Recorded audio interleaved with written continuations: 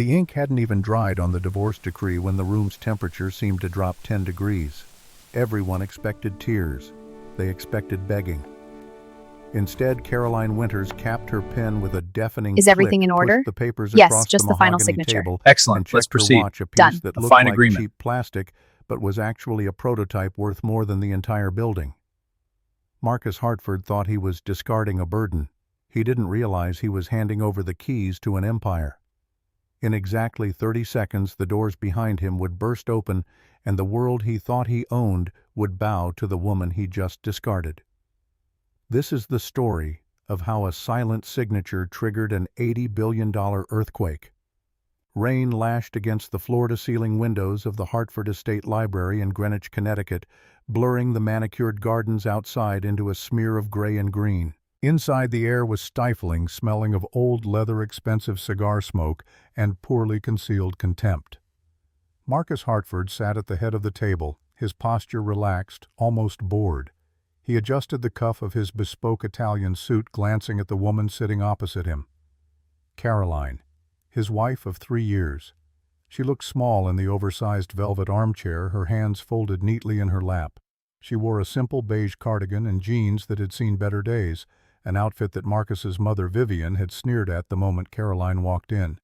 Vivian stood near the bar cart in the corner sipping a martini, though it was barely noon. "Let's get this over with, shall we? I have a gala to prepare for, and I really don't want this unpleasantness lingering in the air." Arthur Penhaligon, the Hartford family lawyer, cleared his throat.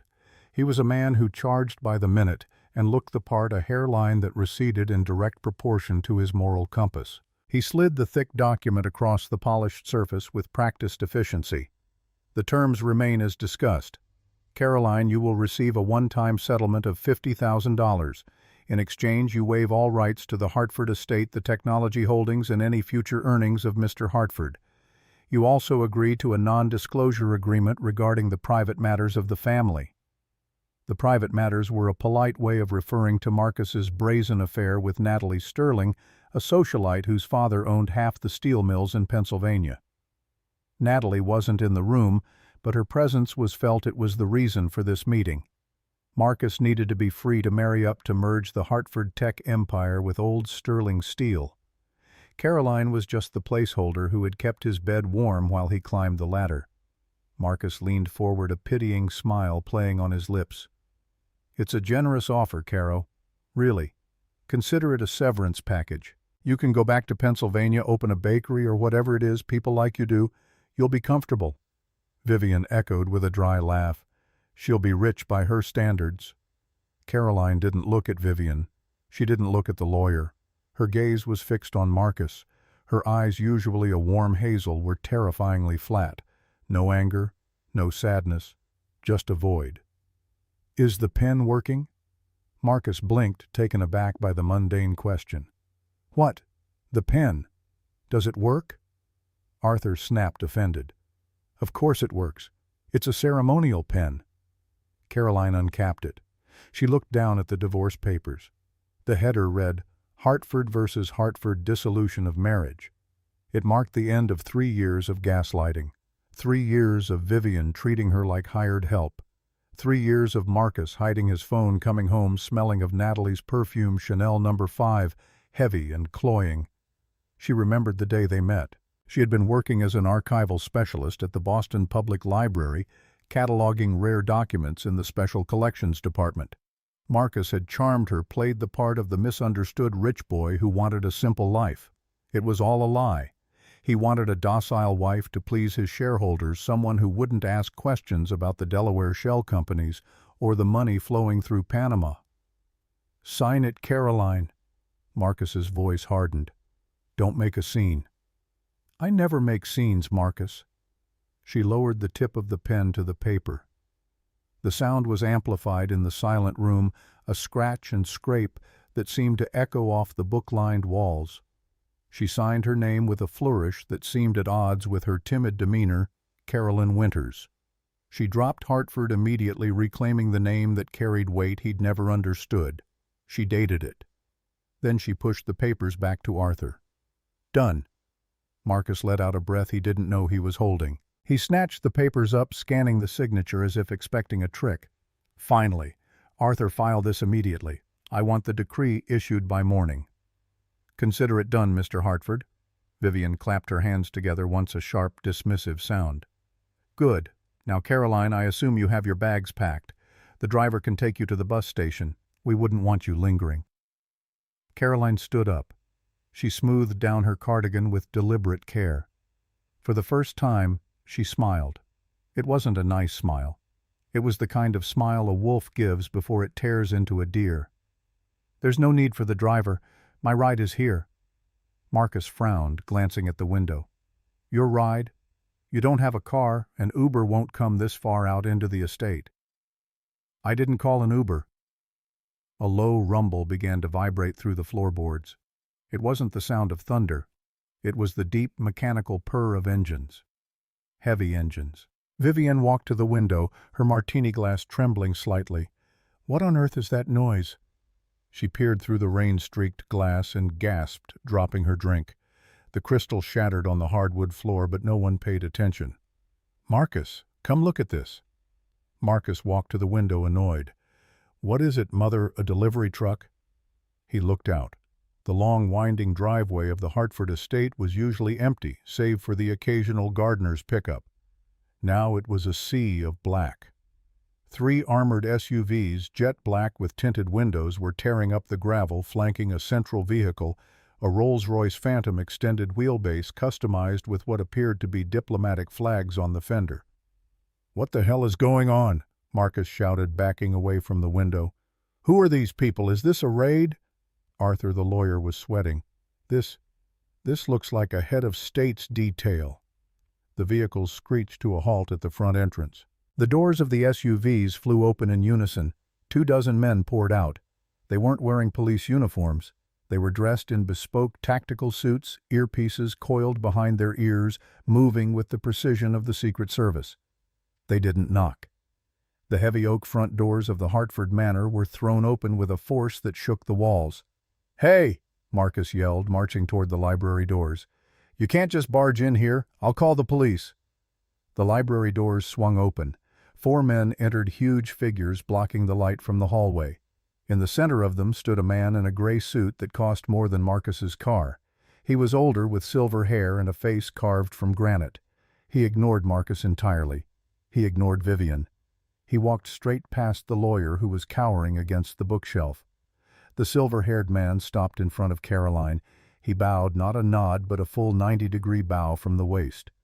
"Madame Director, we apologize for the delay. The weather over the Atlantic was uncooperative." His voice carried the measured authority of a Texas native, the drawl softened by decades of dealing with the most powerful people in the world. Marcus stood frozen, his mouth agape. He looked at the man, then at his wife, his ex-wife in her cheap beige cardigan. "Madam Director, who are you talking to?" The silver-haired man straightened up and turned to Marcus. His eyes were cold blue ice. "I am Robert Hayes, Chief of Staff for the Blackstone Heritage Trust, and I am speaking to my employer, the sole heir to the Winters Bradford legacy and the majority shareholder of Riverside National Bank, which holds your mortgage, Mr. Hartford." The silence that followed Robert's declaration was absolute. It was a vacuum sucking the air out of the room. Marcus Hartford blinked, his brain misfiring. "The bank? The Winters Bradford? What?" He laughed nervously, looking at Caroline. "Caro, what is this guy talking about? Did you hire actors? Is this some kind of sick joke because I dumped you?" Caroline didn't answer him. She simply reached into her pocket and pulled out a phone. It wasn't the cracked iPhone 8 she usually carried. It was a sleek, transparent device made of glass and titanium, a prototype secure line that wasn't available to the public. She tapped the screen once. When she spoke, her voice changed. The softness was gone. The timidity vaporized. In its place was a tone of absolute command, a voice that had been trained in boardrooms from Wall Street to Silicon Valley, from Dallas to Boston. "Robert, status?" "The acquisition is complete, madame. As of 2 minutes ago, when your signature on the divorce papers was confirmed via our drone surveillance, the blind trust was dissolved. Your assets are fully unlocked." "Good." Caroline finally looked at Marcus. "It's not a joke, Marcus. And stop calling me Caro. Only my friends call me that. You can address me as Ms. Winters." "This is insane," Vivian shrieked, stepping over the broken glass of her martini. "Get out of my house, all of you. I don't care who you think you are." Caroline walked over to the mahogany table where the divorce papers still lay. She picked up the pen again, the one Arthur had provided. "Your house." She tilted her head, a gesture that somehow managed to convey both curiosity and contempt. "Robert, refresh my memory. Who holds the deed to the Hartford estate?" Robert pulled a tablet from his jacket. "Technically, the Hartford family holds the title. However, the estate was used as collateral for a high-risk loan taken out by Marcus Hartford in 2022 to fund his cryptocurrency venture. That loan was underwritten by Horizon Capital Group." Marcus went pale. "How do you know about Horizon?" "That was a private deal, totally anonymous. Horizon Capital Group is a subsidiary of the Blackstone Heritage Trust. My trust." Caroline took a step closer to Marcus. He actually took a step back, intimidated by the sheer aura radiating off her. It was as if the beige cardigan had dissolved, revealing armor underneath. "I bought your debt 2 years ago, Marcus. When you started treating me like furniture, I started buying your liabilities. I own this house. I own the yacht you take Natalie on. I own the warehouse where your company stores its prototypes. You can't. You were a librarian. I met you shelving books at the Boston Public Library. I was hiding, taking a sabbatical from the family business.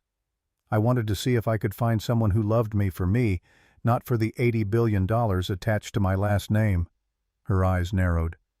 "I thought I found that in you. I was wrong." Vivian slumped into a chair, clutching her pearls. $80 billion. Arthur, the lawyer, suddenly looked like he wanted to vomit. He realized he had just bullied one of the wealthiest women on the planet into a $50,000 settlement. He began to frantically shuffle the papers.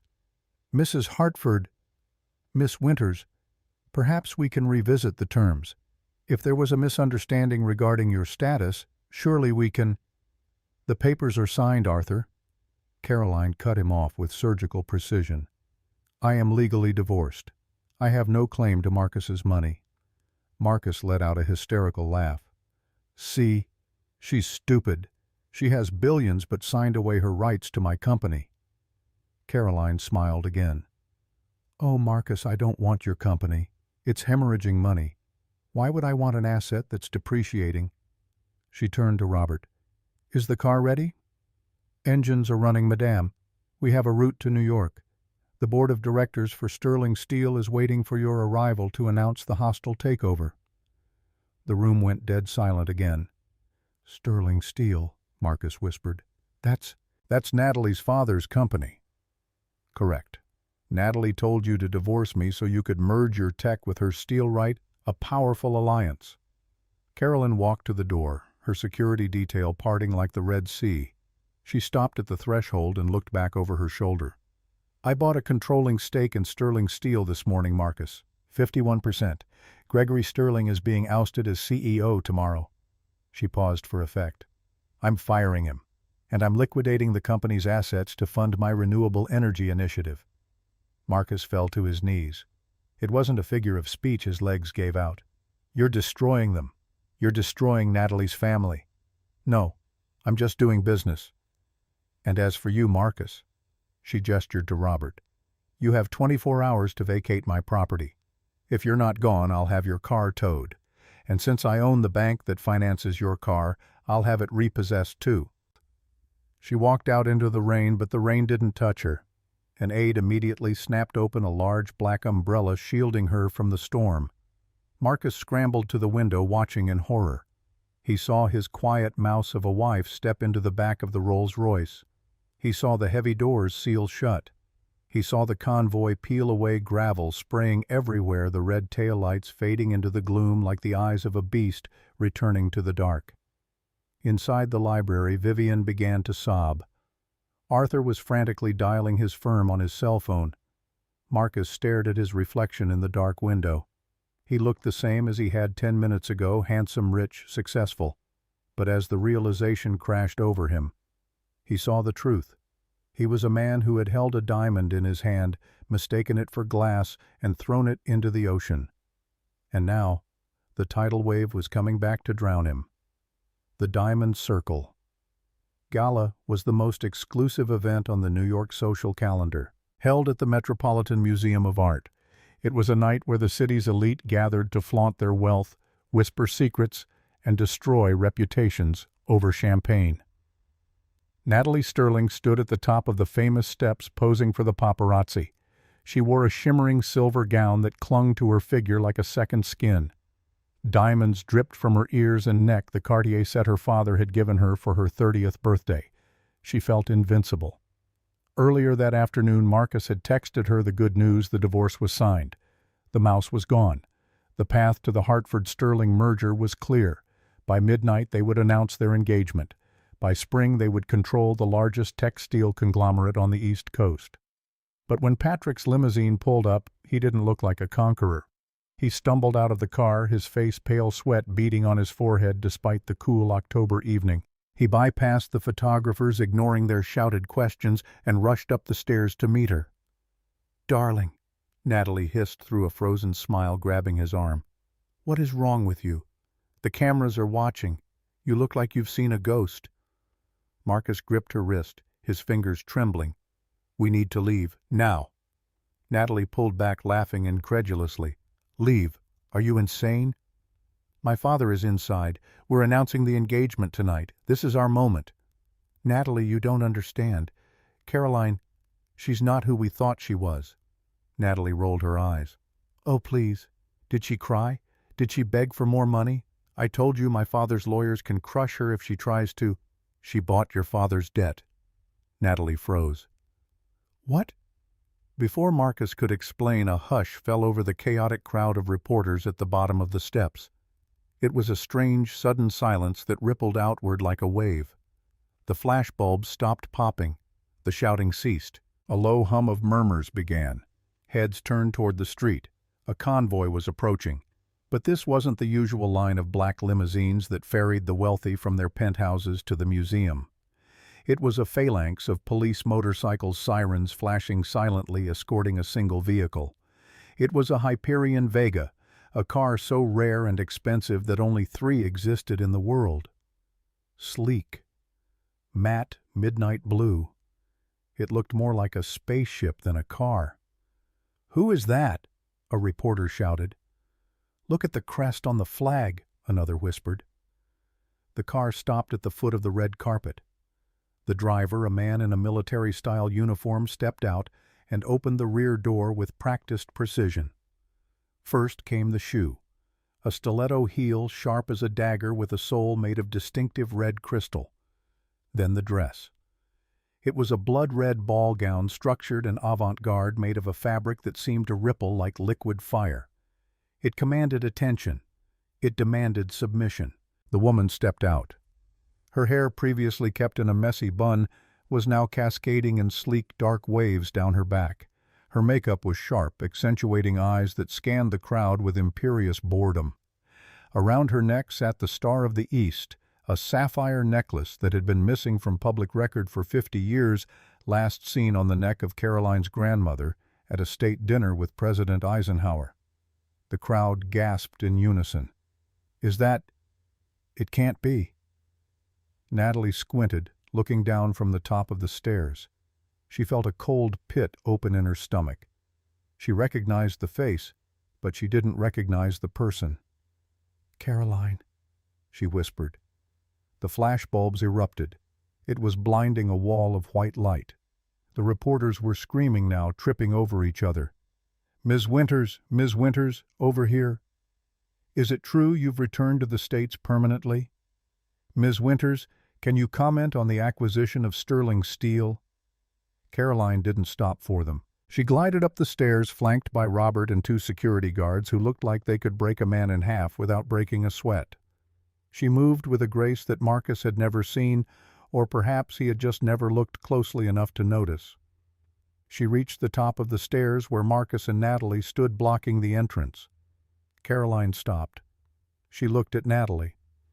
Natalie, usually the queen bee of every event she attended, suddenly felt small. Her silver dress looked cheap compared to the living art Caroline was wearing. But Natalie had pride. And she had malice. "Well, look at you spending your divorce settlement all in one place. You know you can put a dress on a pig, Caroline, but it's still a—" "Excuse me." Caroline didn't shout. She didn't sound angry. She sounded like she was speaking to a waiter who had brought the wrong order. "You're blocking the entrance. Don't speak to me like that.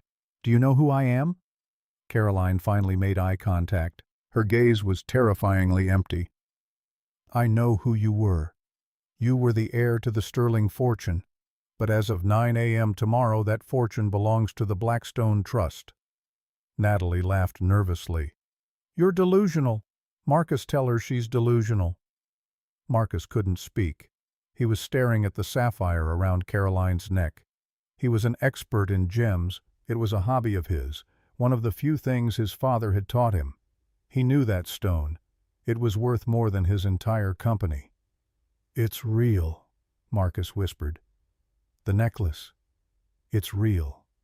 Caroline turned her gaze to Marcus. "Hello, Marcus. You're wearing the tie I bought you for our second anniversary. It clashes with your fear." Suddenly the museum director, a frantic little man named Mr. Henderson, came running out of the doors. He brushed past Natalie and Marcus as if they didn't exist.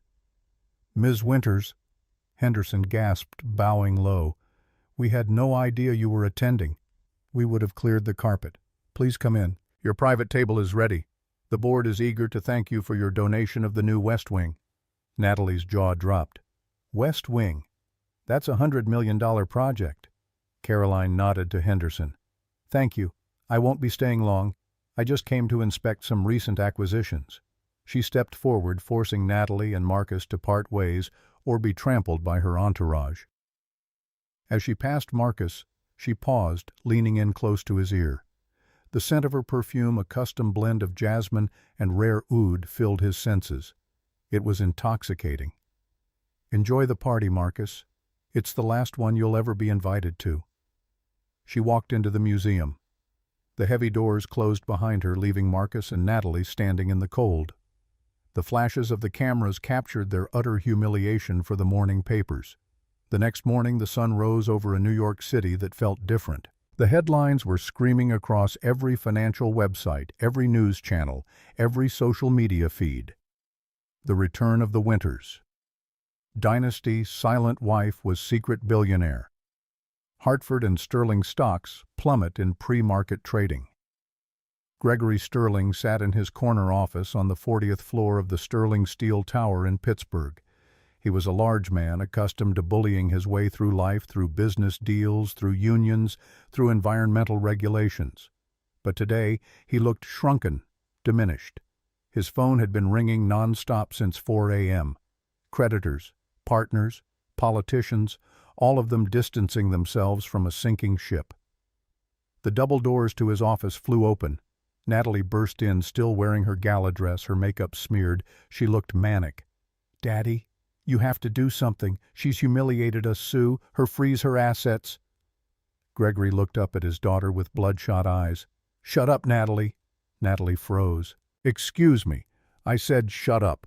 Gregory roared, slamming his fist on the desk hard enough to make the nameplate jump. "Do you have any idea what you've done? You and that idiot boyfriend of yours?" "This isn't my fault. She lied. She pretended to be poor." "She didn't pretend anything," Gregory yelled. "She is Caroline Winters, granddaughter of Alexander Winters, the man who built the infrastructure of half the Western world. They are old money in a way we can't even comprehend. They value privacy above all else. And you poked the sleeping dragon." The intercom on his desk buzzed. "Mr. Sterling, they're here." "Who?" Gregory asked, though he knew. "The new management." The doors opened again. This time it wasn't Natalie. 6 lawyers in charcoal suits entered carrying briefcases. They lined up against the wall like soldiers. Then Robert Hayes walked in, followed by Caroline. She was wearing a sharp white power suit today, her hair pulled back in a severe ponytail. She looked clinical, efficient, deadly. "Get out of my office," Gregory blustered, trying to summon his old bravado. "Security, get them out." Caroline sat down on the leather sofa opposite his desk, crossing her legs with deliberate grace. "Your security has been relieved of duty. They work for me now. We offered them a 20% raise and full dental. They were quite happy to escort you out of the building." "You can't just take my company. I have a board. I have shareholders. You are nothing." Caroline's voice was soft, but it carried the weight of absolute certainty. "I am the board, and I own 60% of the shares as of this morning. I triggered the buyout clause in your loan agreements. You were over-leveraged, Gregory. You bet on steel futures that didn't pay out. I picked up your debt for pennies on the dollar." Robert placed a single sheet of paper on Gregory's desk. "This is your resignation. Sign it, and you keep your pension and your house in the Hamptons. Refuse, and I authorize a forensic audit of this company's finances going back 10 years. Gregory went white. "I know about the bribes to the EPA, Gregory. I know about the off-the-books labor in the overseas plants. Sign the paper and you retire quietly. Fight me and you go to federal prison." Natalie rushed forward. You can't do this to my father." She raised her hand to slap Caroline.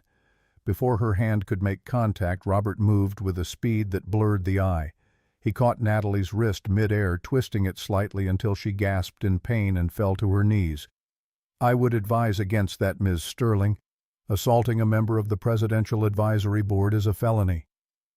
"Presidential Advisory Board?" Natalie wheezed. "Ms. Winters is an appointed advisor to the President's Council on Economic Development. She has federal protection. You, however, do not." Robert released her arm. Gregory stared at his daughter, then at the paper. His hand shook as he picked up a pen. He signed it. "Wise choice." Caroline stood up. "Robert, have the building cleared. I want a full assessment of the assets by noon. We're pivoting the company to green steel and wind turbine manufacturing. The old mills are being shut down." "But," Gregory whispered, "that's my legacy." "Your legacy was greed. I'm scrubbing it clean." She turned to leave, but stopped at the door, looking down at Natalie, who was sobbing on the carpet. "Oh, and Natalie, I believe Marcus is looking for you. He's currently in the lobby of Hartford Tech, or what used to be Hartford Tech." Across town, the scene was chaotic. Marcus Hartford was swiping his key card at the turnstile of his own corporate headquarters in Boston. He'd driven through the night desperate to salvage something. Beep, access denied. "Come on." He swiped again. Beep, access denied. "Hey, Jerry," Marcus yelled at the security guard at the desk. "The machine is broken. Let me in." Jerry, a man Marcus had ignored for 5 years, didn't look up from his monitor. "Badge doesn't work, Mr. Hartford. You're not in the system." "What do you mean I'm not in the system? I built this system. I'm the CEO." "Former CEO," a voice said from behind him. Marcus spun around. A woman he didn't recognize was standing there holding a clipboard. "I'm Sarah Chen, interim liquidation manager appointed by the Blackstone Heritage Trust. The board voted this morning. You've been ousted for gross negligence and misappropriation of funds." "Misappropriation? That's a lie." "Is it? The company leased a yacht, a penthouse in Miami, and a private jet. All used for personal reasons, all charged to company accounts. The new majority shareholder has flagged these as embezzlement." Marcus felt the room spin. "Ms. Winters has instructed us to offer you a deal." Marcus's eyes lit up with a flicker of hope. "A deal?" "She wants to talk." "No, she wants her property back. The trust is seizing your personal assets to cover the embezzled funds. Your apartment, your car, your stocks, everything. She can't take everything. I'll be homeless." Sarah checked her clipboard. "Ms. Winters anticipated this concern. She has generously offered to let you keep the contents of your personal safe and your clothing. Furthermore, she has arranged for a rental property in your name, paid for 2 months." "Where?" "The Upper East Side, Brooklyn." Sarah handed him a set of keys. It's a studio apartment in Pennsylvania, above a bakery. She said you mentioned it once. Something about a simple life. Marcus stared at the keys. The humiliation was total. She wasn't just ruining him. She was mocking him with the very lies he had told her. I need to see her. Where is she? She's currently en route to the airfield. She has business in San Francisco, the National Tech Innovation Summit, but she left a message. What? She said the pen worked. Marcus dropped the keys. He turned and ran out of the building, pushing past the confused employees carrying boxes of his belongings. He had to stop her. He had to explain. He had to convince her that he still loved her, or at least that he could love her money. He flagged down a taxi on the street. JFK Airport. Private hangars. Go. I'll give you $100. The taxi sped off, weaving through traffic. Marcus sat in the back, dialing Caroline's number over and over again. The number you have reached is no longer in service. She had disconnected him, erased him. Drive faster, Marcus screamed. He wasn't going to let $80 billion fly away without a fight. He was Marcus Hartford. He could charm anyone. He just needed 5 minutes, just 5 minutes to remind her of who they used to be. But he was forgetting one thing. The Caroline he knew didn't exist anymore. She had died the moment she signed those papers. The woman waiting on the tarmac was someone else entirely, someone who didn't believe in second chances. The taxi screeched to a halt at the perimeter gate of the JFK private airfield. The meter read $120. Marcus threw a crumpled wad of bills at the driver, his last cash on hand, and scrambled out before the car had fully stopped. The wind was howling across the tarmac, smelling of jet fuel and burnt rubber. Ahead, past the chain-link fence, a behemoth sat waiting. It wasn't a standard business jet. It was an Airbus A320neo customized into a flying palace, painted a deep matte charcoal with the golden crest of the Blackstone Heritage Trust on the tail. The engines were already spooling up a high-pitched whine that vibrated in Marcus's chest. "Wait!" Marcus screamed, grabbing the chain-link fence. "Let me in!" "That's my wife." 2 guards in tactical gear stepped out of the guard booth. They didn't look like mall cops. They looked like special forces. They had assault rifles slung across their chests. "Back away from the gate, sir." "You don't understand. I need to talk to Caroline Winters. Tell her Marcus is here. She'll want to see me." The guard pressed a finger to his earpiece, listening to a voice Marcus couldn't hear. His expression didn't change. "Open the pedestrian gate." Marcus felt a surge of triumph. She still cares. She's angry, sure, but she can't just turn off 3 years of marriage. He smoothed his wind-blown hair, fixed his tie, and walked through the gate as it buzzed open. A black SUV waited to drive him the 300 yards to the jet. Marcus climbed in, his heart pounding. He rehearsed his lines. He would be humble. He would blame the stress of the company. He would blame Natalie, say she seduced him, say he was weak, but that he only ever loved Caroline. The SUV stopped at the bottom of the air stairs. The wind was fiercer here, whipping around the massive landing gear. Caroline was standing at the top of the stairs. She wasn't boarding yet. She was waiting. She wore a trench coat made of black cashmere belted tightly at the waist and dark sunglasses despite the overcast sky. She looked like a monolith. Marcus scrambled up the stairs breathless. When he reached the platform, he stopped a few feet away from her. Robert Hayes stood behind her, silent as a shadow. "Caroline, thank God. I thought you left." "I was about to, but Robert told me you were making a scene." "I dislike scenes, Marcus. You know that. I had to see you. Please. This has all gone too far. The company, the house, Natalie. It was all a mistake. I was scared of losing everything, so I made bad choices. But us, we were real. I know you felt it." Caroline slowly took off her sunglasses. Her eyes were dry. "You were scared of losing everything, so you cheated on me for 6 months with a woman who mocked me to my face."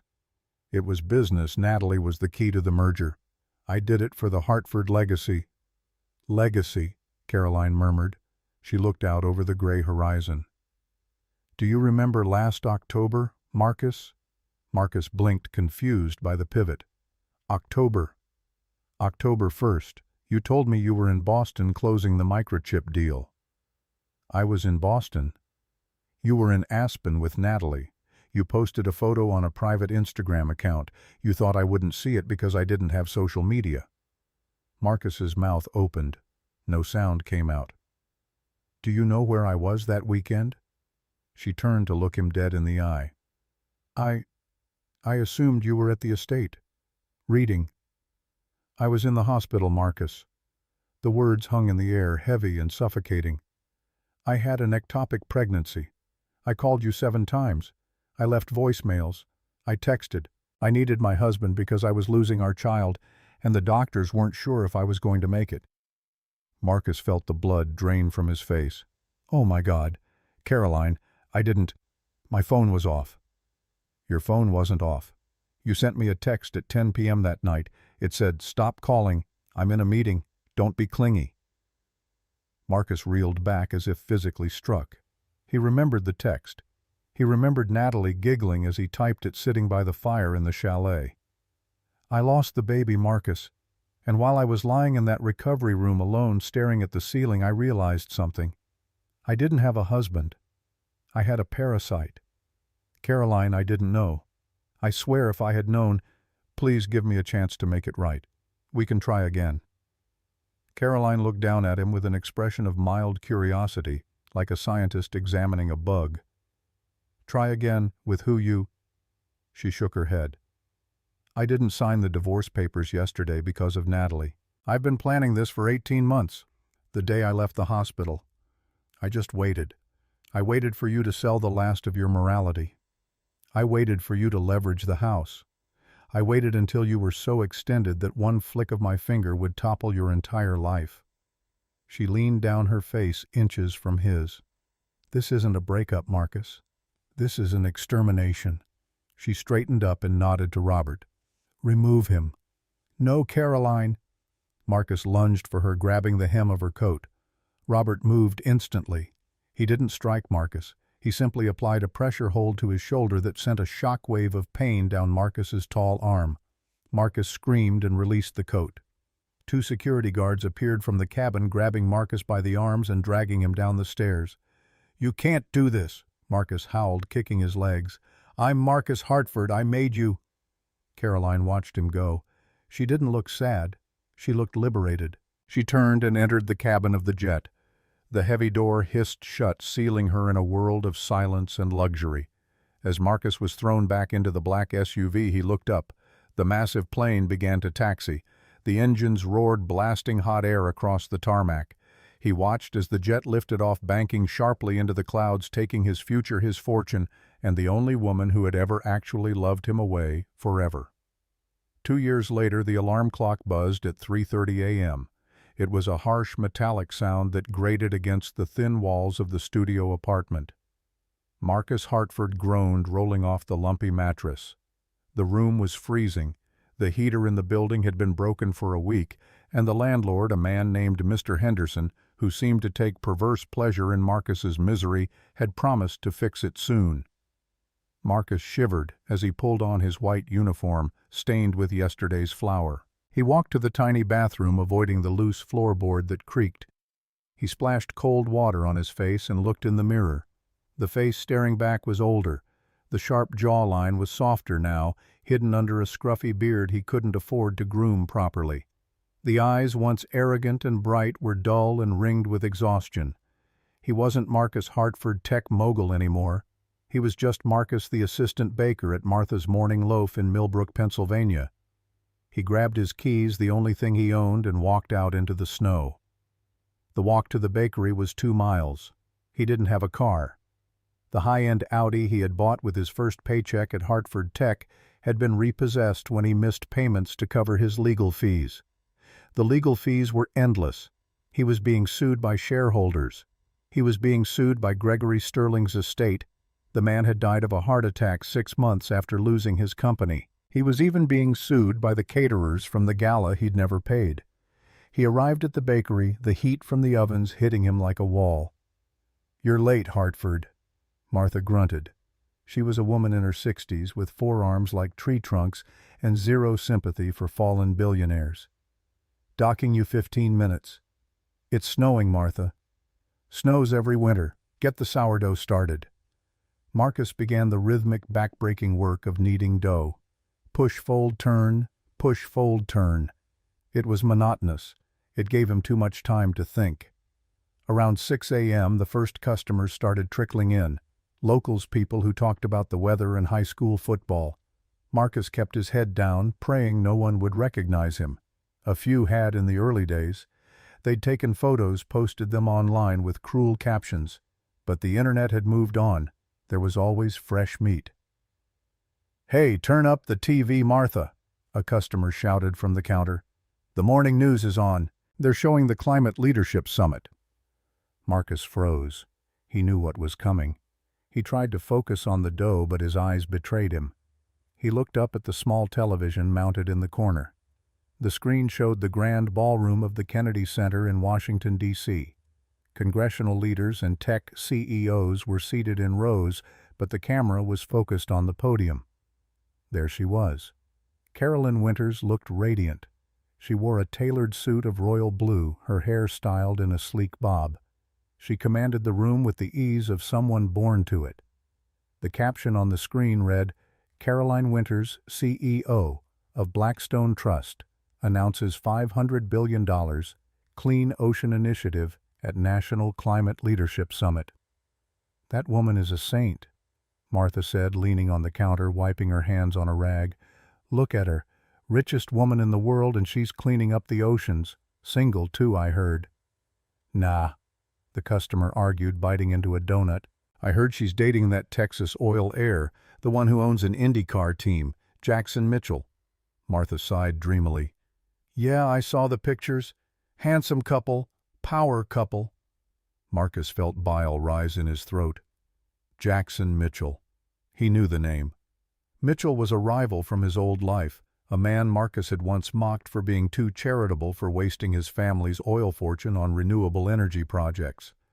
Now, Mitchell was standing beside Caroline on the screen, clapping as she finished her speech. He placed a hand on the small of her back, a possessive, intimate gesture. Caroline smiled at him, a genuine warm smile, a smile Marcus hadn't seen in years. Marcus looked down at his flour-covered hands. Push, fold, turn. The door to the bakery chimed. A man walked in. He was out of place. He wore a camel hair coat and expensive leather gloves. He looked around the dusty bakery with a sneer, then spotted Marcus. Marcus stopped kneading.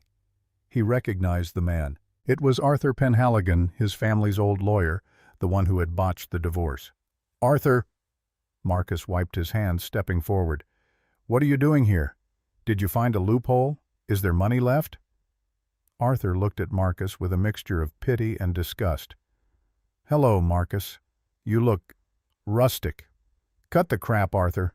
Why are you in Pennsylvania?" Arthur pulled a manila envelope from his coat. "I'm not your lawyer anymore, Marcus. I was disbarred thanks to the audit Ms. Winters initiated. I work as a courier now, for private settlements." He tossed the envelope onto the floury table.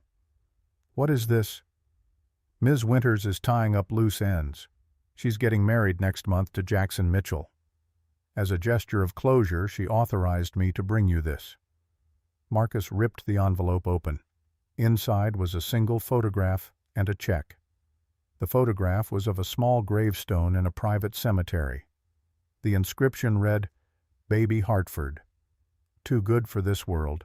Marcus stared at the photo, his vision blurring. His hands trembled. The gravestone, the child he'd never met. The child he hadn't known existed until the confrontation on the tarmac 2 years ago. "She wanted you to know where it is," Arthur said quietly, "in case you ever scrape enough money together for a bus ticket to visit." Marcus couldn't speak. His throat had closed. He turned the photo over in his hands, flour smudging the edges. "And the check." He turned it over. A check for $50,000, the exact amount he had offered her in the divorce settlement. Arthur buttoned his coat. "She calls it a severance package. She said you can use it to open a bakery or whatever it is people like you do." Arthur turned and walked out. The bell above the door chimed again. Marcus stood alone in the heat of the kitchen. He held the check in one hand and the photo in the other. $50,000. It was a fortune to him now. It could fix his heater. It could buy a car. It could start a new life. But as he looked at the photo of the grave, the consequence of his selfishness carved in stone, he realized the money was poison. It was her final message. She was returning his insult magnified by $80 billion of spite. He looked at the TV screen again. Caroline and Jackson were getting into a limousine, flashbulbs popping. She looked untouchable. Marcus laughed. It was a dry, broken sound. He walked over to the industrial oven, opened the heavy iron door, and stared into the roaring flames. He looked at the check. $50,000, he whispered. He threw the check into the fire. He watched it curl and blacken the paper, turning to ash in seconds. He kept the photo. He slid it carefully into the pocket of his apron right next to his heart. "Hartford," Martha yelled from the front. "Bagels are burning, wake up." "I'm coming, Martha." He closed the oven door, picked up a tray of raw dough, and went back to work. 3 years later, the bell above the door of Glitz Cosmetics in a strip mall in Newark, New Jersey chimed. "Welcome to Glitz. How can I help you sparkle today?" Natalie Sterling recited the line in a monotone drone. She was wearing a pink smock that smelled of cheap hairspray. Her nails, once manicured to perfection, were chipped and short. "I need a refund on this bronzer. It made me look orange." A customer snapped, slamming a compact on the glass counter. "Do you have the receipt?" "No, just give me my money back." "I can't without a receipt. Store policy." "Do you know who I am? I know the manager." Natalie let out a dry, humorless laugh, a sound that scraped against her throat. "Do you know who I am?" The customer frowned. You're the checkout girl." Natalie stared at her reflection in the glass counter. The checkout girl. That's who she was now. The Sterling fortune had been liquidated piece by piece to pay off the massive fines and lawsuits Caroline's lawyers had unearthed. Her father, Gregory, had died of a heart attack 6 months after losing the company. The stress, the shame, and the looming prison sentence had been too much. Natalie had been left with nothing. No friends, they had all been fair-weather sycophants who vanished when the credit cards were declined. No Marcus, he was rotting in Pennsylvania baking bread for minimum wage. And no dignity. She processed the refund manually just to make the woman leave. As the customer stomped out, Natalie looked at the magazine rack near the register.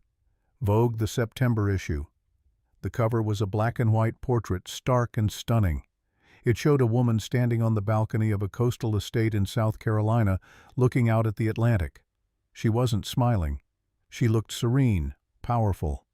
The headline read, "The Quiet Queen, How Caroline Winters Redefined Power." Natalie reached out her trembling fingers, brushing the glossy paper. She remembered the gala. She remembered the red dress. She remembered the moment she realized she was nothing more than an insect buzzing around a lion. She didn't buy the magazine. She couldn't afford the $8.99.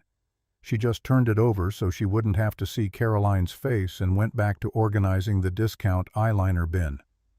When her shift ended at 9 p.m., Natalie walked 1.5 miles to her studio apartment similar to Marcus's but without the charity of a bakery below.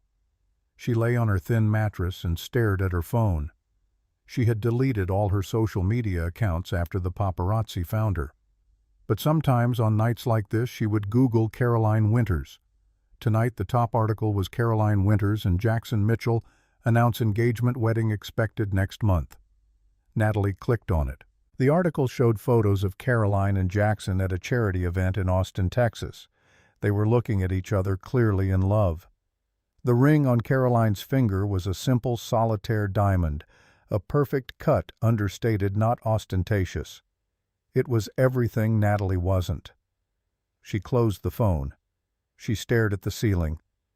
"She won," Natalie whispered into the darkness. "She won everything." And for the first time in 3 years, Natalie Sterling understood that she hadn't just lost money, status, or her future. She had lost herself. Thousands of miles away, the air smelled of ocean salt and wild roses. Caroline stood in the dressing room of the historic coastal estate on Kiowa Island, South Carolina, the same plantation house she had purchased 3 years ago and transformed into a museum of Black history and reconciliation. She looked at herself in the antique mirror. Her wedding dress was a masterpiece of lace and silk, simple yet regal. No ostentatious crystals, no excessive beading, just clean lines and beautiful fabric. Robert Hayes stood in the doorway dressed in a tuxedo, holding a glass of vintage champagne. "You look breathtaking, madame." Caroline turned to him. 2 years had changed her. There were fine lines around her eyes now, not from stress but from smiling. She had learned how to smile again. "Thank you, Robert, for everything." Robert bowed his head. "It has been my honor. The boat is waiting to take you and Mr. Mitchell to the reception. The guests are seated. I'll be down in a moment." Robert nodded and left the room, closing the door softly. Caroline walked to the window. The sun was setting over the Atlantic, painting the water in shades of gold and violet. She thought about the journey that had brought her here, the years of hiding in the library trying to be small so she could be loved, the pain of the betrayal, the cold, hard steel of the pen in her hand the day she signed the papers. She opened the drawers of the vanity table. Inside, resting on a velvet cushion, was the Mont Blanc pen. The ink had long since dried, but she had kept it. A reminder. She had once thought that love meant silence. She thought it meant enduring, compromising, and diminishing herself to fit into someone else's world. Marcus had taught her the most painful lesson of her life. Silence is not a virtue if it costs you your soul. But silence could also be a weapon. She hadn't screamed when she found out about Natalie. She hadn't thrown vases or made threats. She had simply signed her name. She picked up the pen one last time, feeling its weight. There was a knock at the door. "Caroline?" It was Jackson's voice, warm, filled with a kindness Marcus had never possessed. Jackson Mitchell didn't want her money. He had his own. The Mitchell oil dynasty went back 4 generations. He didn't want her power. He respected it. He just wanted her. They had met at the Kennedy Center Gala in Washington, D.C. 18 months ago. He had been bidding on a Winslow Homer seascape of the Gulf Coast. She had been bidding on one of Thomas Edison's original phonographs from his Menlo Park laboratory. They had both won their items, and then he'd turned to her with a grin. "What do you say we call it a draw? I'll take the painting, you take the phonograph, and we grab dinner." She had said yes, and unlike Marcus Jackson, had kept his promises. "Coming!" she called. Caroline looked at the pen. She realized she didn't need the reminder anymore. She wasn't that woman in the beige cardigan. She never would be again. She walked to the open window. She held the pen over the railing. Below, the deep Atlantic waters lapped against the rocky shore. She let go. The pen tumbled through the air, end over end, a small black speck against the golden sunset. It hit the water with a tiny, insignificant splash and disappeared into the depths. Caroline smiled. She turned her back on the window, smoothed her dress, and walked out the door to start the rest of her life. The room was silent, but this time it was the silence of peace. The ceremony was brief and beautiful. A federal judge from Texas read the vows. Jackson stared at Caroline like she was the only miracle he'd ever seen, and when she looked back at him, she felt something she had never felt with Marcus. Safety. Not financial safety, not status safety, but emotional safety. The safety that came from knowing the man standing beside her would never ask her to shrink, would never ask her to be silent, would never make her feel like a burden. "I now pronounce you husband and wife." Jackson kissed her, and the crowd applauded, but Caroline barely heard them. All she could hear was the sound of the waves lapping against the shore and the beat of her own heart. The reception was held on a historic riverboat, a classic paddle-wheeler from Charleston's Jazz Age restored to perfection. Waterford crystal chandeliers sparkled overhead. A jazz band played Ella Fitzgerald and Louis Armstrong. Guests drank Napa Valley Reserve wines and ate oysters from Chesapeake Bay. But the moment Caroline remembered most wasn't the luxury. It was when Jackson pulled her aside away from the crowd out onto the rear deck. "I have something for you." He handed her a small box. Not jewelry, they had enough of that. She opened it. Inside was a key. "That's the key to the Mitchell Medical Foundation. I've transferred it to your name. The whole thing. $3 billion dedicated to obstetric research, neonatal care, and maternal health support, with a specific focus on closing the racial disparities in American maternal mortality. Caroline stared at the key, her voice caught in her throat. "Jackson, you don't have to. I know I don't have to, but I want to. You told me about baby Hartford, about what you lost, and I thought, maybe this could be the legacy for the baby, so that other children don't have to be lost." Caroline felt tears run down her cheeks the first time in 2 years, but they weren't tears of grief. They were tears of something else. Hope. She had spent 2 years trying to find redemption, 2 years trying to turn revenge into something meaningful. And now, standing on this boat holding a key that could save thousands of children, she realized something. She had found it. "Thank you." She hugged him tight. "Thank you for giving me the chance to love you." 5 years later. The headlines had changed. The news cycle had moved on, but some things remained constant. Marcus Hartford stood at the counter of Hartford's Hearth Bakery, his own shop, finally. It was small, just 6 tables, a counter, and 2 ovens. But it was his. It had taken him 3 years to save enough. 3 years of working for Martha, learning the trade, and living on less than minimum. He had survived on canned food and sold plasma to make rent. But he had done it. The door opened, and a woman stepped in with a baby in a stroller. "Good morning. What can I get for you? I heard you have the best sourdough in town."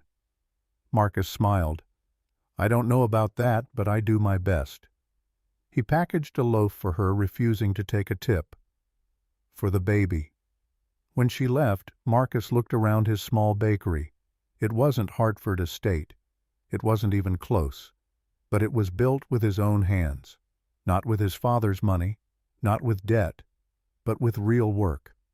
On the wall behind the counter, in a simple frame, hung the photograph of the gravestone. Baby Hartford. Every year on the anniversary, Marcus drove 5 hours to the cemetery. He brought flowers, he sat, he talked to the child he had never known. And every year he promised to do better. Natalie Sterling was no longer at Glitz Cosmetics. She had enrolled in classes at the community college 2 years ago, accounting. Not glamorous, not powerful, just honest work. She had graduated last month with honors. She'd gotten a job at a small firm in Newark, $42,000 a year. It was more than she'd ever earned in her life. She shared an apartment with a roommate, a woman who was also rebuilding her life after a divorce. They cooked dinner together. They watched movies. They laughed. Natalie realized she hadn't really laughed in over a decade. One night her roommate asked, "Do you regret it? How things ended?" Natalie thought about the question for a long time. "Every day, but not because I lost the money. I regret the person I was. She was terrible." She paused. "But I think I like the person I'm becoming." Caroline Winters Mitchell stood in the Mississippi Delta, watching the sun set behind endless cotton fields that had once been worked by enslaved hands. Behind her, a modern medical building rose from the earth like a promise. The sign read, "Mitchell Winters Maternal Health Center." This was the 23rd center they'd opened in 5 years. 23 centers across America's most underserved regions, the Mississippi Delta, Appalachian Coal Country, Navajo Nation in Arizona, South Texas, border towns, and Detroit's inner city. Jackson stood beside her, his arm wrapped around her waist. The doctors said they saved 32 mothers just this month. 32. 32 women going home with their babies. Her voice broke slightly. 32 families who don't have to know the pain I knew. Jackson kissed her forehead. "You created this legacy. You turned pain into purpose." Caroline turned to him. "We created this. Together." It was true. Unlike with Marcus, where she had been utterly alone with Jackson, she had found a real partner. A man who stood beside her, not behind or ahead. They started walking back to the car. As they did, a young woman ran out from the center. "Mrs. Mitchell. Mrs. Mitchell." Caroline turned. The woman was holding a newborn baby. "I wanted to thank you. They told me at the other hospital I couldn't afford the care, that I should go home and pray, but I came here.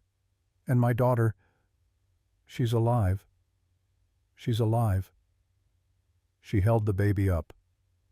"I named her Caroline, after you." Caroline felt something break open in her chest in the best way. She stepped forward and gently touched the baby's cheek. "She's beautiful." She looked down at the tiny, perfect face, and for the first time since she had lost baby Hartford, she felt something other than pain. She felt hope. 1 year later. The envelope arrived at Marcus Hartford's small office above the bakery. No return address. Just a postmark from Charleston, South Carolina. Marcus opened it with trembling hands. Inside was a letter handwritten. The script was familiar. It made him stop breathing. "Marcus, I write this not because I owe you an explanation. I don't. I write it because I owe myself closure. 6 years ago I signed those papers believing that revenge would heal me. I thought watching you lose everything would make the pain disappear. It didn't. But what did heal me was this. I took the pain you caused and turned it into purpose. 23 maternal health centers, thousands of lives saved, thousands of families who don't have to endure what I did. I heard about your bakery. I heard you visit the grave every year. I heard you're trying. I don't write this to forgive you. That's not mine to give. The baby we lost, the baby you never knew, deserved a better father, and I deserved a better husband. But I write this to tell you, I hope you find peace. I hope you continue building a life you can be proud of. Not for me, but for the baby. I threw the pen into the ocean on my wedding day. I let it go because I didn't need it anymore. I didn't need the reminder of the pain you caused. I have something better now. I have a future. Live well, Marcus, not for me, but for the person you can become. Caroline. Marcus read the letter 3 times. Then he folded it carefully and placed it in his wallet next to the photo of the gravestone. He walked to the window of the bakery, looking out at the small street of Millbrook. People walked by. An elderly couple holding hands, a mother pushing a stroller. Normal life, beautiful in its ordinariness. Marcus realized he would never have Hartford Estate back. He would never be the CEO of a billion-dollar company. He would never appear on the cover of Forbes. But for the first time in 6 years, that was okay. He had a small bakery. He had clean hands. And he had purpose. That evening he sat down and wrote back. Caroline, thank you. Not for the letter, but for giving me the chance to become a better person. I will never be able to make up for what I did, but I promise I will try. Live well, Caroline. You deserve all the happiness you've found. Marcus. He didn't mail the letter. He just kept it folded in his desk drawer. Some words didn't need to be sent to have meaning. Summer 2033. 7 years after the divorce. Carolyn stood on the private beach of the Kiowa estate watching her 3-year-old daughter play in the sand. The child named Grace Elizabeth Mitchell laughed as the waves lapped at her feet. Jackson sat on a blanket reading a book, but his eyes never left their daughter for long. Caroline sat down beside him, her arms wrapped around her knees. Do you ever regret it? Regret what? Marrying me, with all the baggage. Jackson put his book down. He turned to her, his eyes serious. Caroline, you are the woman I love.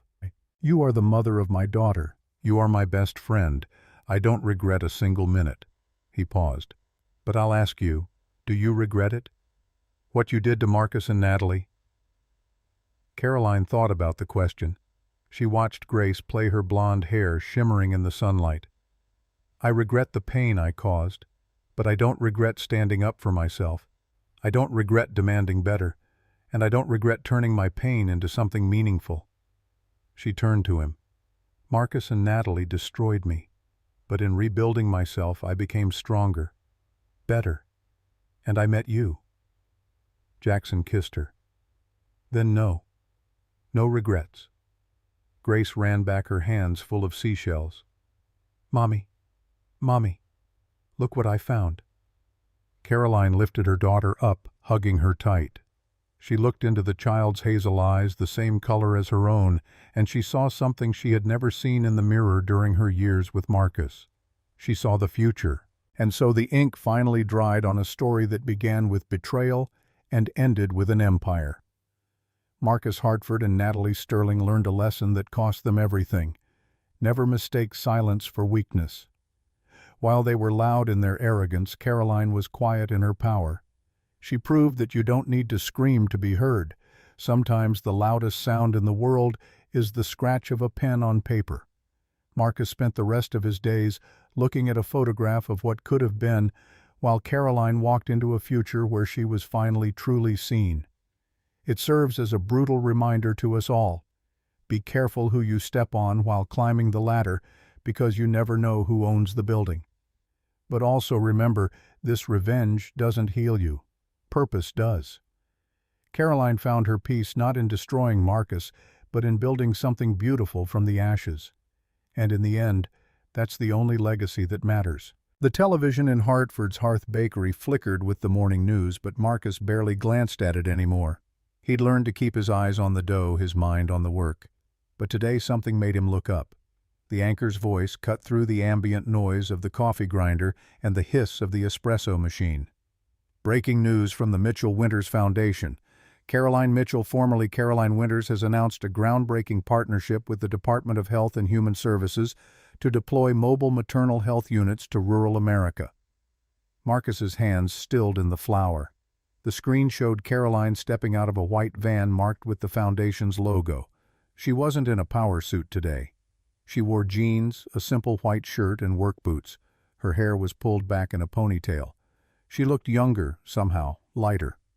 Behind her, a team of doctors and nurses unloaded medical equipment. The location tag read, Pine Ridge, South Dakota, Oglala, Lakota County. We're bringing the hospital to the mothers who can't reach the hospital. Caroline's voice was clear, strong. No woman in America should die giving birth because she lives too far from care.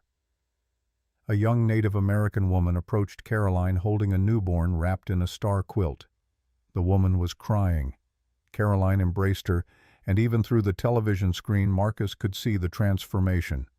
This wasn't the cold, calculating destroyer who had dismantled his life. This was someone who had found her way back to warmth. "That woman has saved more lives than most doctors," Martha commented, refilling the coffee pot. "You know, she just turned down the Secretary of Health position, said she could do more good outside Washington." Marcus nodded, unable to speak. He turned back to his work, but the image stayed with him. Caroline had built an empire from the ruins of his betrayal. She had taken her pain and forged it into salvation for thousands. He had taken his pain and baked bread. The thought wasn't bitter anymore, just factual. The bakery door chimed. A teenager walked in, headphones around his neck, looking at his phone. "You, Marcus Hartford." Marcus's stomach tightened. "Who's asking?" "I'm doing a podcast. Where are they now, the fallen elite?" "I wanted to interview you about—" "No." Marcus's voice was firm. "I don't do interviews." "Come on, man. People want to know how it feels to lose everything. What it's like to go from penthouses to—" The kid gestured around the modest bakery with barely concealed contempt. "I said no, but you can buy a loaf of bread or leave." The teenager smirked. "Yeah, that's what I thought. From master of the universe to bread slave. That's the real story." He turned and walked out, already recording a voice note into his phone. So Hartford refused to comment, which basically confirms everything we suspected about his mental state.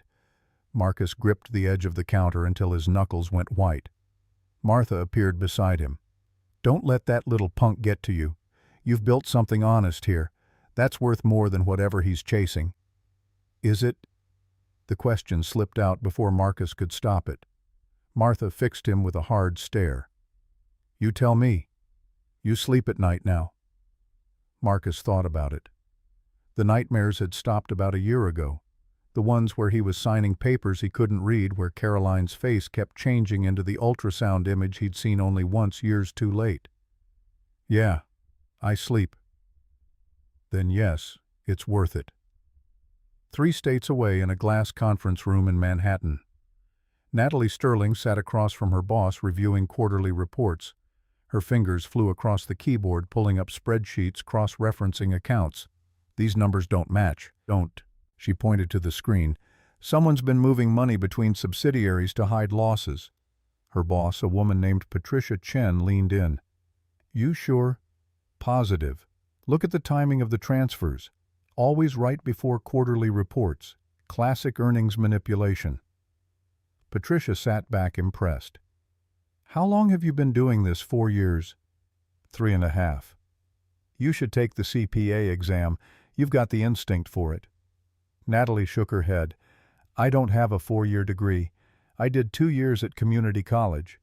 So finish. Night classes. The firm will pay for it. The offer hung in the air. A few years ago, Natalie would have scoffed at the idea of night school, of grinding through accounting courses while working full-time. But that version of herself had died in the ashes of sterling steel. I'll think about it. Don't think too long.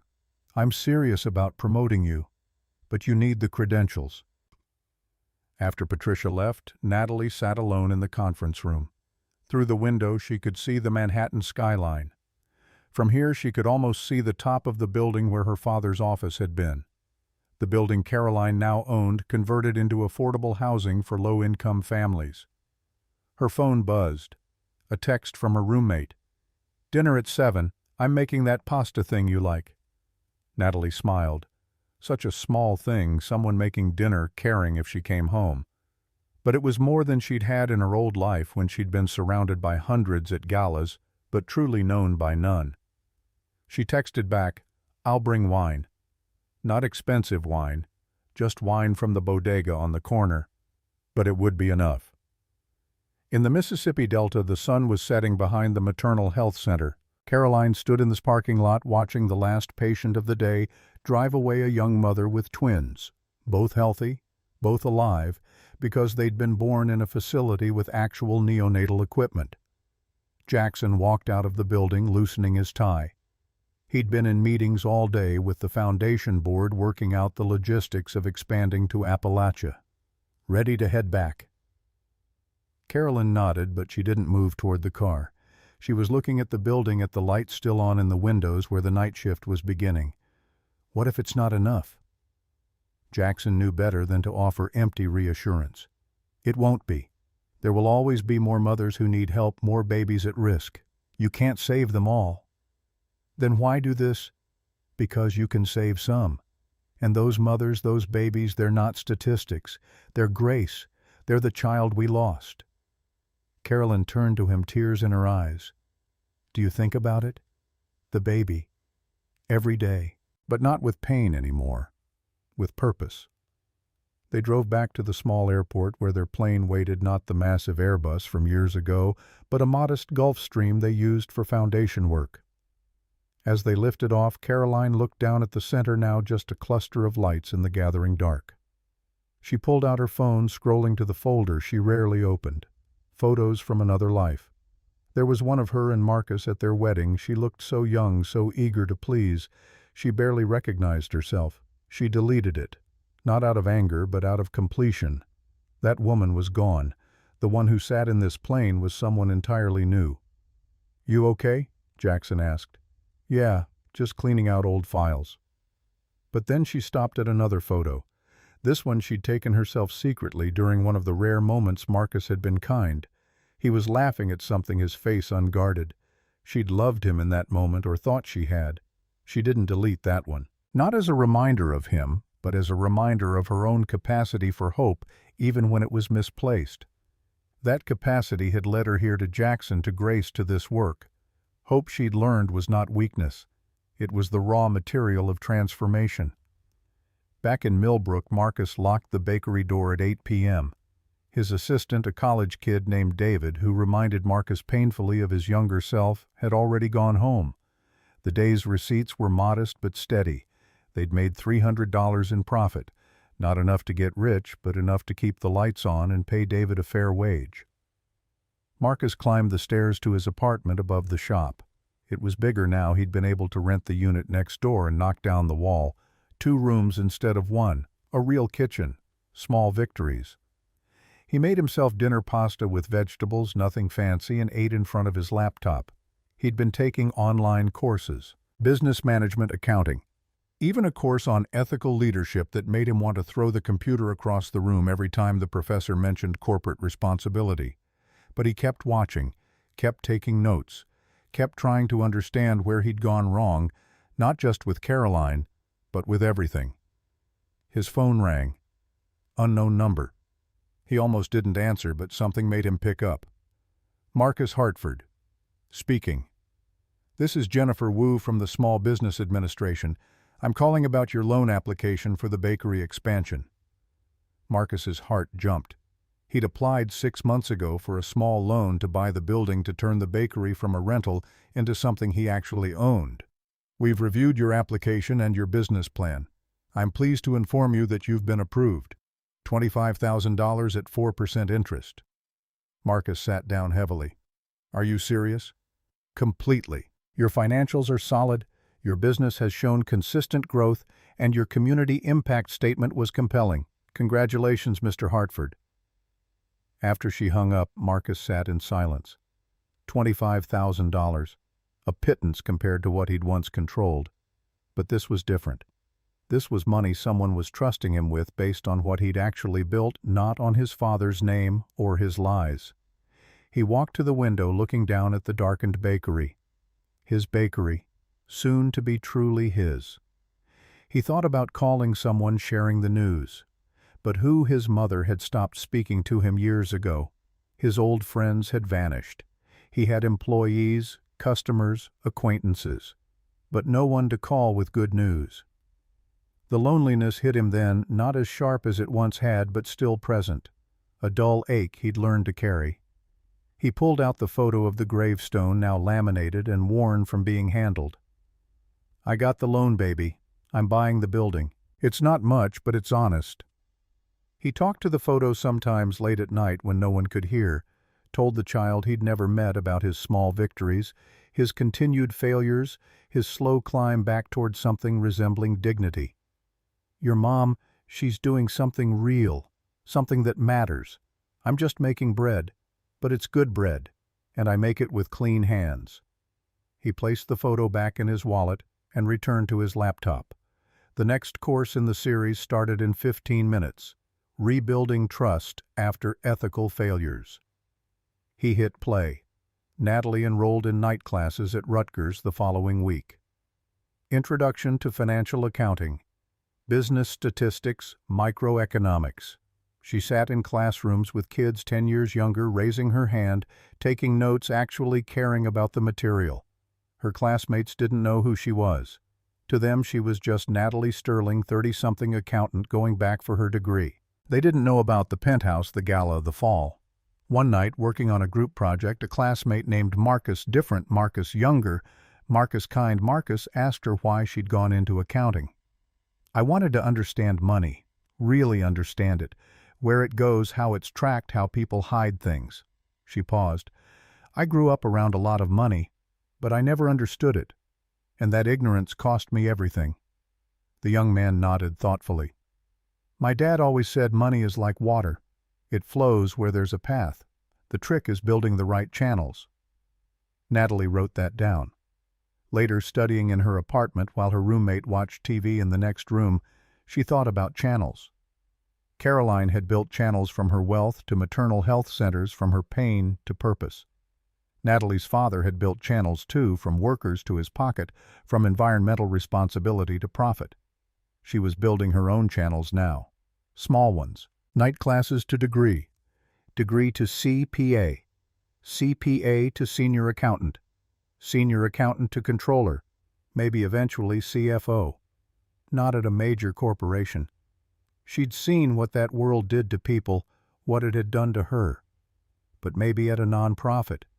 Maybe at a place like Patricia's firm, where they caught the people who cooked books, who stole from their employees, who became what her father had been. Her phone buzzed, an email from the registrar, her midterm grades. She opened it, hands shaking. A's across the board. She screenshot it and sent it to Patricia. Still think I should take the CPA? The response came immediately. I think you'd be crazy not to. Natalie allowed herself a moment of pride.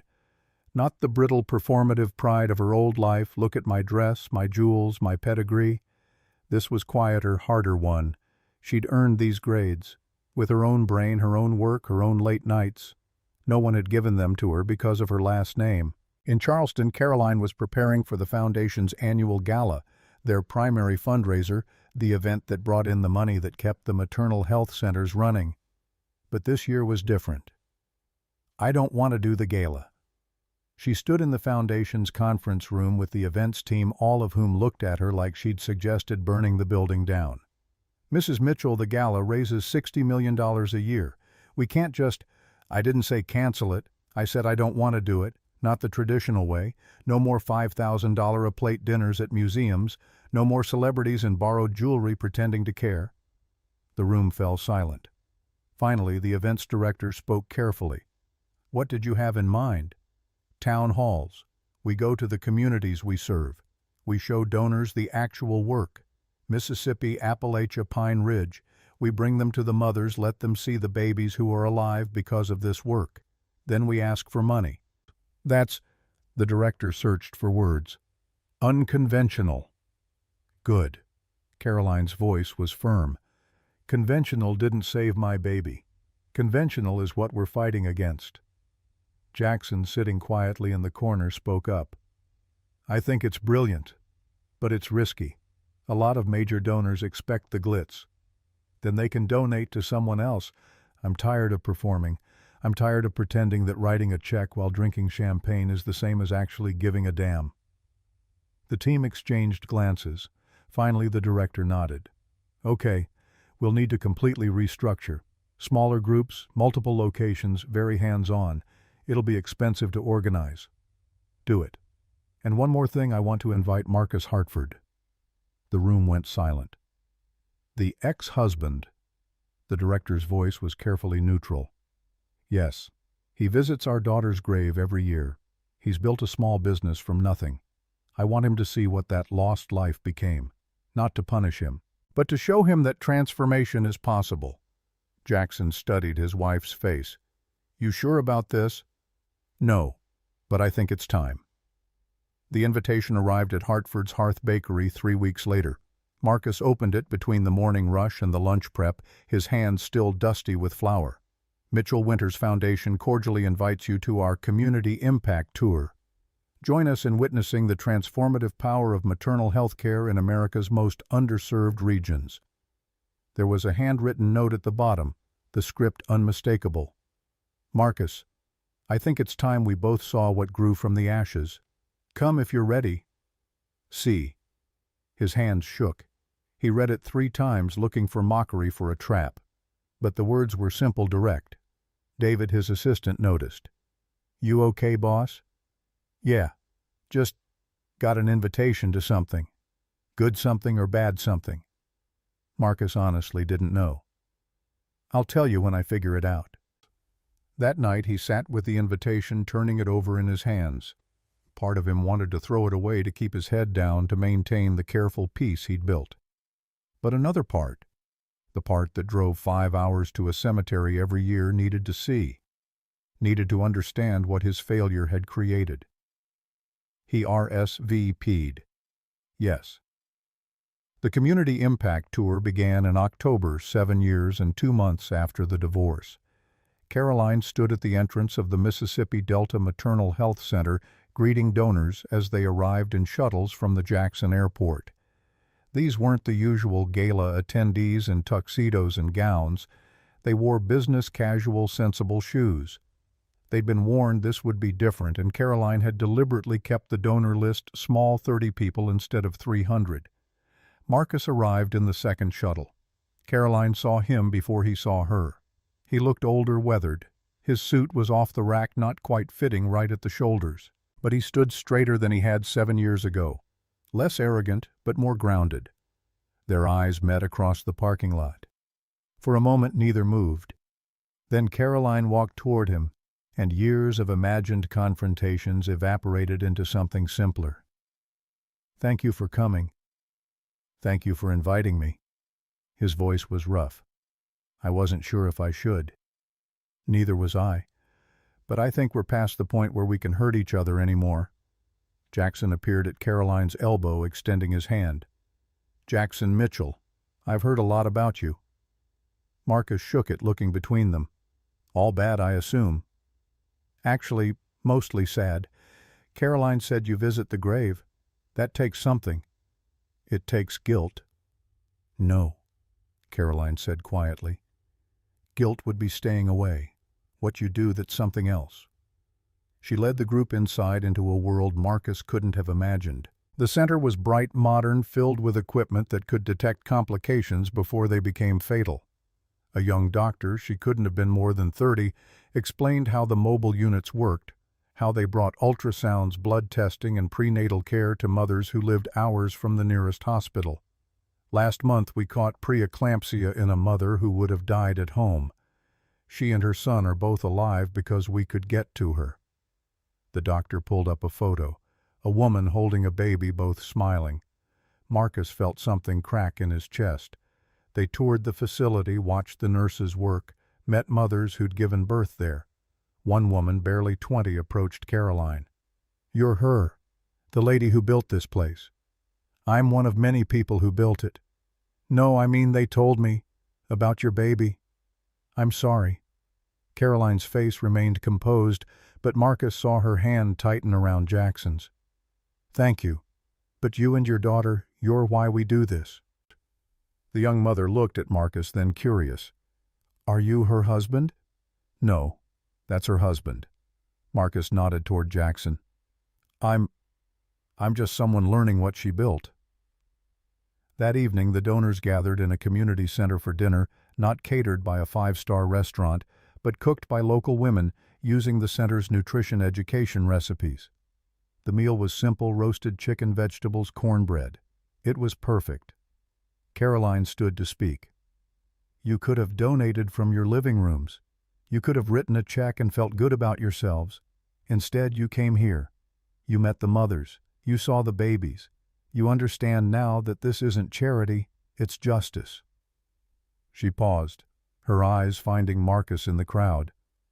7 years ago, I lost a child because I was alone, scared, and married to someone who didn't care. I could have let that loss destroy me. Instead, I let it transform me. Every baby born in our centers, every mother who goes home alive, that's my child's legacy. Her voice broke slightly the first time Marcus had heard her lose control. We can't save them all, but we can save some. And those mothers, those babies, they're not statistics. They're second chances. They're proof that from the worst pain can come the greatest purpose. The room erupted in applause. Donors were crying, reaching for their phones to pledge more money. But Marcus sat frozen, finally understanding the magnitude of what he'd destroyed and what Caroline had built in its place. After dinner, he found her on the porch of the center looking out at the darkened fields. I don't expect forgiveness. She turned unsurprised. Good, because I can't give it. But I want you to know, watching you today, seeing this, I understand now what I took from you. Not just our child, but years of your life where you could have been doing this instead of pretending to be small for me. I wasn't pretending to be small. I was small. You didn't make me that way. I did that to myself. You just took advantage of it. The honesty was brutal clean. I think about the baby every day, Marcus continued. What they would have been. Who they would have become. They became this. Caroline gestured to the center. 23 facilities. Thousands of lives. That's who they are. That's who you made them.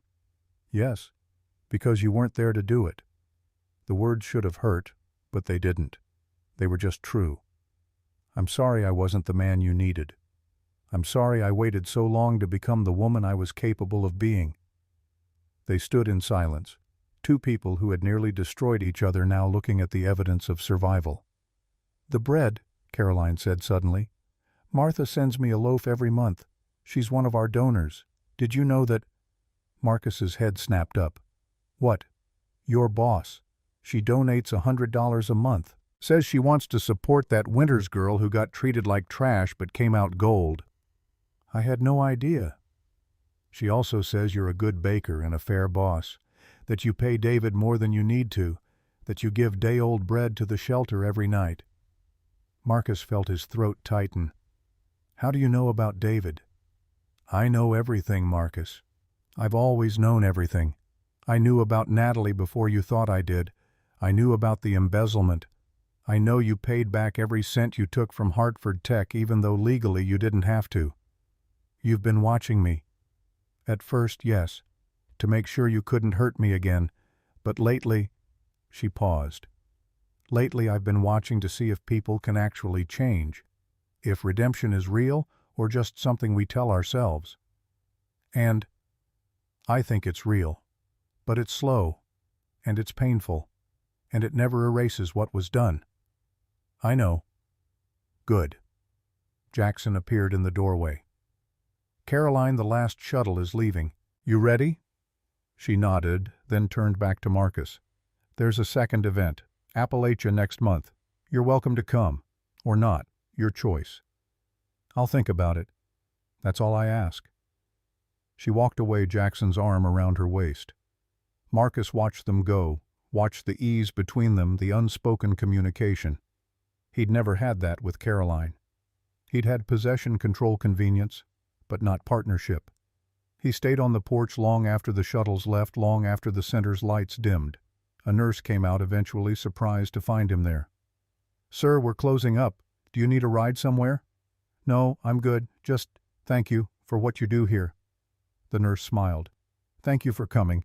Ms. Mitchell said you were someone important. Did she? Yeah. She said you were someone who was learning to live with his mistakes instead of running from them. Said that was rarer than people think. After the nurse left, Marcus pulled out his phone. He took a photo of the center, the sign illuminated by the parking lot lights, Mitchell Winters Maternal Health Center. He sent it to David with a message, "This is what transformation looks like. See you Monday." Then he called for a cab to take him back to his hotel, already planning to attend the Appalachia event. Not because he wanted forgiveness, but because he wanted to witness what could be built from the rubble of his failures. Witness the proof that silence, when wielded with precision, could topple empires. Witness the woman who had taken the worst thing he'd ever done and transformed it into salvation for thousands. And in witnessing, perhaps finally understand that some debts can never be repaid. They can only be acknowledged, honored, and carried forward into whatever small good one might still do in the world. The cab arrived and Marcus climbed in, leaving the center behind, but carrying its image with him. Tomorrow he would fly back to Millbrook, back to his small bakery and his small apartment and his small, honest life. But tonight he let himself feel the full weight of what he'd lost and what that loss had created. And for the first time in 7 years, Marcus Hartford felt something other than shame or regret. He felt grateful. Not for his choices, those had been monstrous. But grateful that Caroline had survived him, that she had taken her pain and alchemized it into purpose, that even in his worst moment, his greatest failure, he had been the catalyst, however unwitting, however cruel, for something genuinely good. It wasn't redemption. It would never be redemption. But it was enough to keep trying. The cab pulled onto the highway, headlights cutting through the Mississippi night, carrying Marcus back toward his life, while Caroline flew toward hers, and somewhere between them, in 23 facilities across America's most forgotten corners, babies were being born alive because two people had once destroyed each other completely. And from that destruction, against all probability, something beautiful had grown.